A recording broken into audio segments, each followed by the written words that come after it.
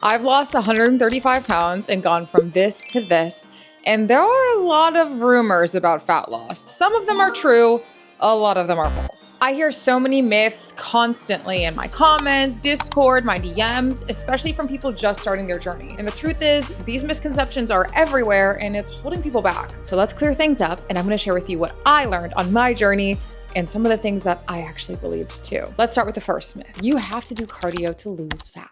This is just straight up false. This is not true at all, but I believed it when I first started my journey. I used to do cardio for an hour. I spent an hour on the tread before I even got to lifting weights. And I look back at my former self and I cringe. If you're doing this, you're burning through your energy on cardio and you really have nothing left for your lift. I still love cardio, and getting your cardiovascular health up is amazing. So I incorporate cardio on my active recovery days or after my lifts. But people think cardio burns a lot more calories than it actually does. The treadmill and your Apple Watch or fitness tracker is lying to you. You burn way less than they say. So while cardio matters for your heart health, it's not essential for fat loss. You can be in a calorie deficit without ever touching the treadmill. Speaking of a calorie deficit, let's get into myth number 2. It's calories in versus calories out. It's just that simple. This one is kind of true, but it's a bit more complicated than that. The foundation of this is real. Calorie deficit equals fat loss. That is just the science behind it. But your hormones, your sleep, your stress, and metabolic differences affect how your body responds. And especially with women, there's a lot of factors at play. And by the way, if you're tracking consistently, genuinely in a deficit, and have given it real time, I'm talking months of really committed and tracking everything, and the scale is still not moving, I highly recommend you go to a doctor. Get your labs done and get your hormone levels checked, because there are all types of imbalances that could be affecting your weight loss. But overall, calories in and calories out is the law, but we're not all working with the same body, and that matters. Number 3, the more you exercise, the more weight you'll lose. This one's actually kind of false,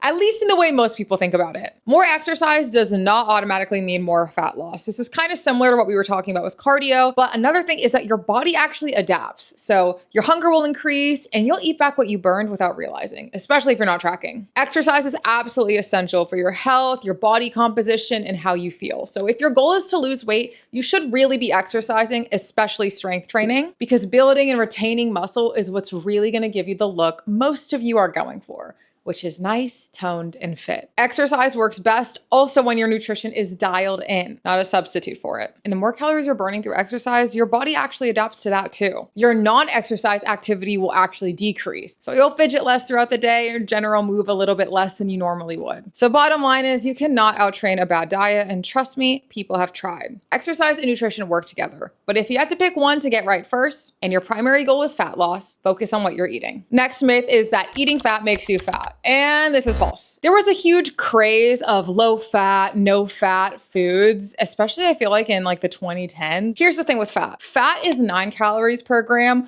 while protein and carbs are 4 calories per gram. All this means is that fat is more calorically dense, and therefore foods that are high in fat are easier to overeat because the calories add up faster. But fat in itself is not bad. Olive oil, avocado, a lot of us eat these very often, and they're good for you. Why is fat good for you? Well, fat supports hormone production, brain function, and helps your body absorb fat-soluble vitamins like A, D, E, and K, and keeps you full. Fat is absolutely something you can target if you're trying to reduce your overall calories and you're tending to eat high in fat, but it's also important for you to incorporate into your diet in a healthy way. Fat is an essential nutrient, and eating low fat does not automatically mean you'll lose weight. It could just mean that you'll end up unsatisfied and missing out on a nutrient that your body actually needs. The next myth is diets like keto work because there's something special about them. Now, I might get some hate for this, but this is honestly just the truth when it comes to fat loss. Like we've already established, it really is calories in versus calories out. Why might something like keto, for example, work? Well, you're eating higher in protein, which will keep you fuller. Fat and protein tend to be more satiating, and they're harder to mindlessly overeat. I mean, it's hard to mindlessly overeat steak and eggs. You can still do it, but it's harder. But there's really nothing super magical about ketosis for fat loss. And the main reason I don't like diets like this, though, if it works for you, that's great. But for the majority of people, these diets are incredibly hard to sustain long-term. And that's why you see a huge majority of the people that go on keto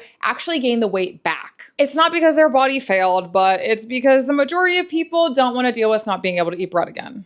I know there's keto breads, but you know what I mean. When it comes to a diet, sustainability is the most important part, not how much weight you lose in the first week. So diets like keto often work, but it just works because it puts you in a calorie deficit. That's it. The diet itself is not special. The deficit is. The next myth is that you need to cut out all of those foods that you love, all of that junk food, everything to lose weight. And there's no way to do it without cutting everything out. I completely disagree with this one. Cutting things out completely is just gonna make you feel like you're being punished. And this ties into the sustainability. It's just not sustainable. And there are ways to still eat the foods that you love, just in smaller portions or more intentionally. For example, I love Thin Mints, and my coworker's daughter is a Girl Scout, and you bet your ass I bought hella Thin Mints, okay? I bought so many boxes of Thin Mints. And what is my routine for eating the Thin Mints? I have 4 Thin Mints, which is 1 serving. I know, it sounds so small. And it honestly is small, but I eat them with a chocolate Fairlife protein shake. That way I still get to satisfy the craving of these Thin Mints,